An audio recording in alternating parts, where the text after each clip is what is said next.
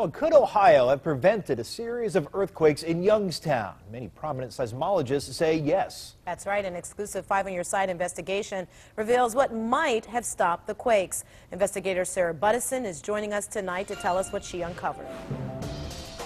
As the amount of oil drilling in Ohio has gone up, so has the need to get rid of the waste it leaves behind. We found it's no secret injecting the waste into wells can trigger earthquakes, and that more monitoring might have stopped some earthquakes from shaking parts of the state. Earthquake. What we can't predict can literally shake us up. We were sitting here and all of a sudden we heard a pop and like a boom. On New Year's Eve, a 4.0 magnitude earthquake hit Christina Hoffman's Newton Falls home, leaving damage from the basement. It's tens of thousands of dollars worth of damage. To the roof. It looked like somebody had taken an accordion and just smashed it together. It was the 11th earthquake recorded in the Youngstown area last year. I think more monitoring could have been done. Columbia University seismologist John Armbruster was hired by the state to investigate. He says Ohio might have prevented some quakes and should do more to avoid future quakes. The consequences of that could be serious. Last month, state officials told us the cause of the Youngstown quakes was unclear. We may never know for certain. But Armbruster believes this triggered the tremors, an injection well. Its owner started pumping wastewater into it last December.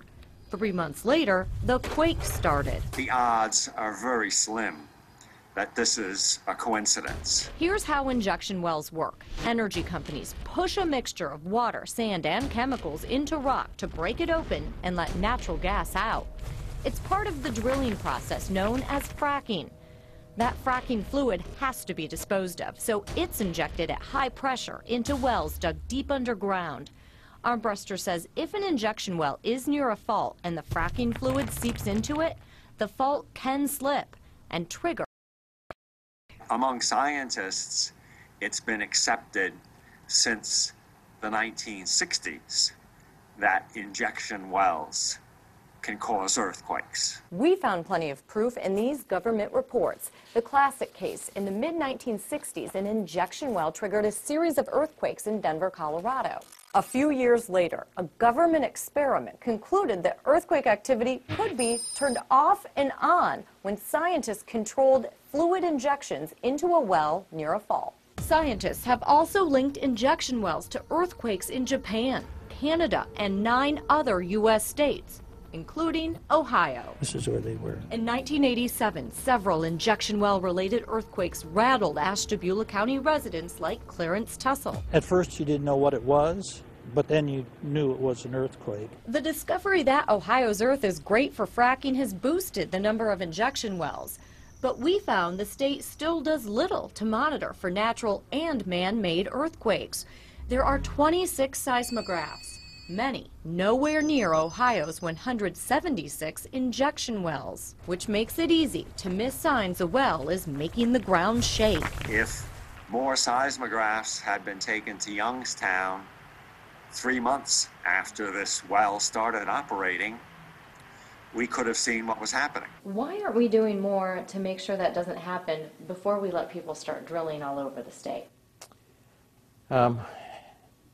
We are evaluating any future permit that we issue. Geologist Rick Simmers oversees Ohio's injection wells. The probability of earthquakes caused by injection operations is extremely low. Simmers shut down the Youngstown well December 30th. But quakes can continue for months, even years after injections end. That scares me. Christina hopes the state steps up monitoring. She wouldn't want the fracking boom to bust up any more homes. I can't afford to fix this, plus make house payments and bills and everything else. And nobody seems to care. The Youngstown earthquakes did shake up state officials. They're revising the rules for injection wells. They also stopped issuing permits for new wells. So, Sarah, what's going to happen to the Youngstown well?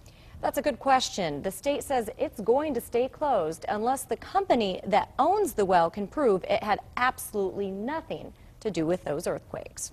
All right, Sarah, thank you.